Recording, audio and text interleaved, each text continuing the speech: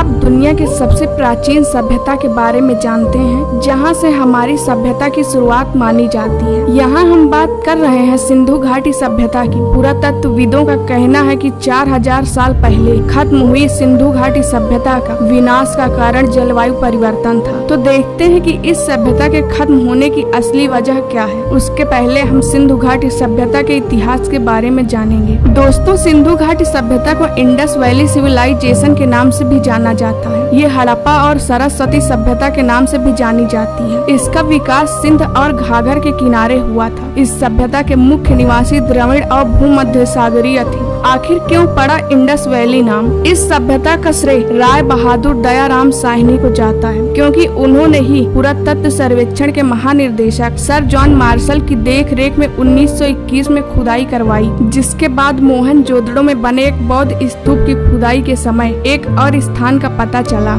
जिससे एक बात सामने आई कि ये सभ्यता सिंधु नदी के किनारे तक ही सीमित थी, जिससे इसका नाम इंडस वैली सिविलाइजेशन पड़ा। इसके मुख्य केंद्र की बात करें तो उनके नाम है मोहनजोदड़ो, कालीबंगा, लोथल, धौलावीरा, राखीगढ़ी और हड़प्पा। सिंधु सभ्यता संध्याकालीन सभ्यता थी। 2600 ईसा पूर्व तक सिंधु घाटी सभ्यता बड़े बड़े नगरीय केंद्रों में परिवर्तित हो चुकी थी, जैसे हड़प्पा और मोहनजोदड़ो वर्तमान पाकिस्तान और लोथल वर्तमान भारत के गुजरात राज्य में स्थित है। नगरीय योजना। हड़प्पाई सभ्यता अपनी नगरीय योजना प्रणाली के लिए जानी जाती है। मोहनजोदड़ो और हड़प्पा के नगरों में दुर्ग थे, जिन्हें उच्च वर्ग और निम्न वर्ग में बांटा गया था, और इस सभ्यता में ग्रिड प्रणाली मौजूद थी, जिसके अंतर्गत सड़कें एक दूसरे को समकोण पर काटती थी। अन्न भंडार का निर्माण हड़प्पा सभ्यता की प्रमुख विशेषता थी। हड़प्पा सभ्यता में जल निकासी प्रणाली प्रभावित थी और हर छोटे बड़े घर के अंदर स्वयं का स्नानागार और आंगन हुआ करता था। कुछ स्थान जैसे लोथल और धौलावीरा संपूर्ण विन्यास मजबूत और नगर दीवारों द्वारा भागों में विभाजित थे। कृषि। हड़प्पाई गांव मुख्यतः प्लावन मैदानों के पास स्थित थे, जो पर्याप्त मात्रा में अनाज का उत्पादन करते थे। यहाँ गेहूं, जौ, सरसों, तिल, मसूर आदि का उत्पादन होता था, और गुजरात के कुछ स्थानों से बाजरा उत्पादन के संकेत भी मिले हैं। सिंधु सभ्यता के लोग सर्वप्रथम कपास की खेती प्रारंभ की थी। मोहरों और टीकाकोटा की मूर्तियों में सांड के चित्र मिले तथा पुरातत्व खुदाई से बैलों से जुते हुए खेत के साक्ष्य मिले हैं। हड़प्पाई लोग कृषि के साथ साथ बड़े पैमाने पर पशुपालन भी करते थे। अर्थव्यवस्था।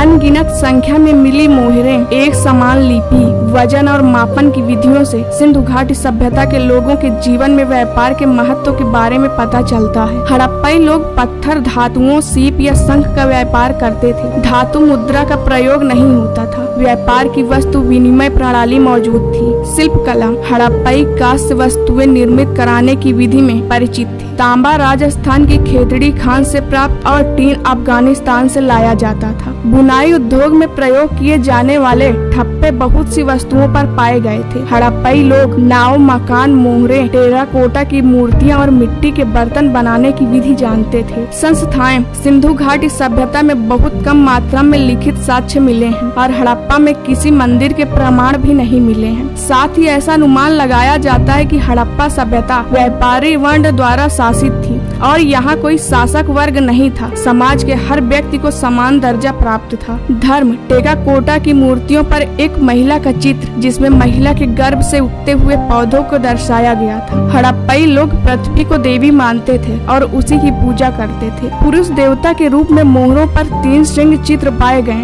जो कि योगी की मुद्रा में बैठे हुए थे। देवताओं के एक तरफ हाथी, एक तरफ बाघ, एक तरफ गैंडा और सिंहासन के पीछे भैंसा का चित्र बनाया गया था, और पैरों के पास 2 हिरणों के चित्र थे। इस चित्रित भगवान की मूर्ति को पशुपतिनाथ महादेव की संज्ञा दी गई है। सिंधु घाटी के लोग वृक्षों तथा पशुओं की पूजा भी करते थे। सिंधु घाटी सभ्यता में सबसे महत्वपूर्ण पशु एक सींग वाला गैंडा और पशु कुबेर वाला सांड था। आखिर कैसे हुआ सिंधु घाटी सभ्यता का पतन? सिंधु घाटी सभ्यता का लगभग 1800 ईस्वी पूर्व में पतन हो गया था, परंतु उसके पतन के कारण अभी भी विवादित हैं। एक सिद्धांत कहता है कि आर्यों ने सिंधु घाटी सभ्यता पर आक्रमण करके उसे खत्म कर दिया था, और यह भी कहा जाता है कि सिंधु घाटी सभ्यता के क्षेत्र में अत्यधिक मात्रा में भूकंपों की उत्पत्ति हुई होगी, या फिर वर्षण प्रतिमान का बदलाव भी हो सकता है। या एक अन्य कारण हो सकता है कि नदियों द्वारा अपना मार्ग बदलने के कारण खाद्य उत्पादन क्षेत्रों में बाढ़ आ गई हो। लेकिन ये प्राकृतिक आपदाओं ने सिंधु घाटी सभ्यता के पतन को मंद गति से पूरा किया होगा।